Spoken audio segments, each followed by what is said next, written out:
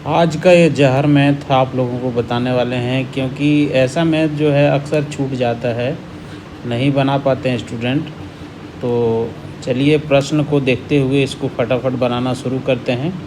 Example देखिए क्या लिखा है। कितने समय में 150 रुपये का 8% प्रति वर्ष की दर से ब्याज 800 रुपये का 4.5% की दर से 3 वर्ष के ब्याज के बराबर होगा।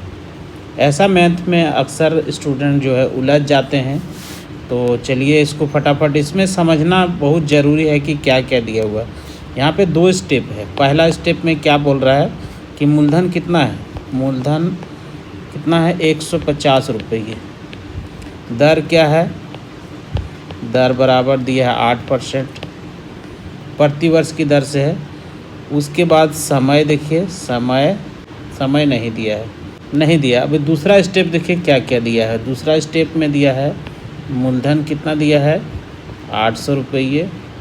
दूसरा में दर कितना दिया है 4.50%। तीसरा में समय कितना दिया है 3 वर्ष। ठीक है।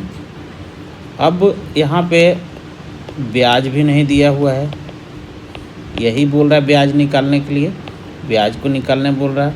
और यहाँ भी ब्याज नहीं दिया हुआ है।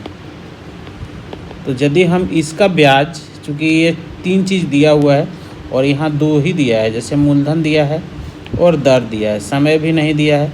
ब्याज तो ऑलरेडी बोल रहा है कि दोनों का ब्याज बराबर होना चाहिए, यही बोल रहा है। और इसमें देखिए यहाँ पे मूलधन दिया है, दर दिया है और समय दिया है। तो इससे हम ब्याज को निकाल लेंगे।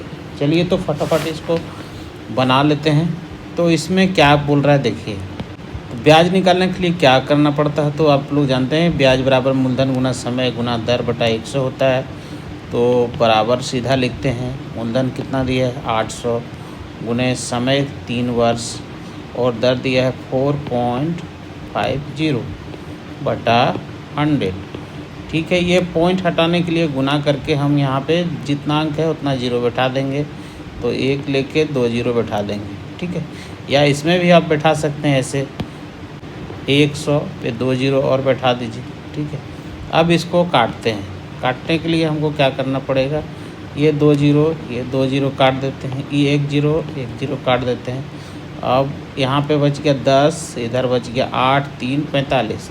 तो 5 से काटते हैं, 5 दूना 10, 5 नाम 45। ये 2 काट देते हैं एक बार में, ये 4 बार में। तो इसको गुना करेंगे, 4 तिया 12, 12 नाम 78 से 108 रुपया। ठीक है। अब हमारे पास क्या है, ब्याज आ गया। अब इसका ब्याज यदि हमारे पास आ गया 108, तो दोनों बराबर बोल रहा है, तो 108 ब्याज भी हो गया 108। अब हम समय निकाल सकते हैं, वही बोल रहा है कितने समय में। समय बराबर ब्याज गुने 100, तो ब्याज हमारा 108 गुने 100। अब मूलधन गुना दर, तो मूलधन कितना है 150 गुना दर कितना है 8%। ठीक है। 1 0 काट दिए, 5 गुना 10, अब 5 तिया 15। ठीक है। 3 से काटेंगे, 3 एकम 3, 3 तिया 9, 3 छः 18, 36। ठीक है। ये 2 को काटेंगे, 2 एकम 2 और 4।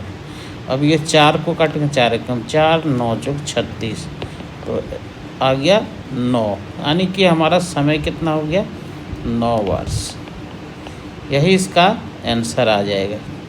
समझ में आया हो तो आप कोई बात नहीं, इसको रिपीट कीजिए। नहीं समझ में आए तो आप इसको कमेंट करके पूछ सकते हैं, फिर दोबारा हम इसको अच्छी तरह और इससे भी अच्छी तरह से बताने की कोशिश करेंगे। तो बस फ़िलहाल यही था आज के इस वीडियो में, एक ही मैथ। इसी तरह वीडियो देखने के लिए हमारे चैनल को सब्सक्राइब कर लीजिए और इस वीडियो को अधिक से अधिक लाइक कीजिए। Thank you.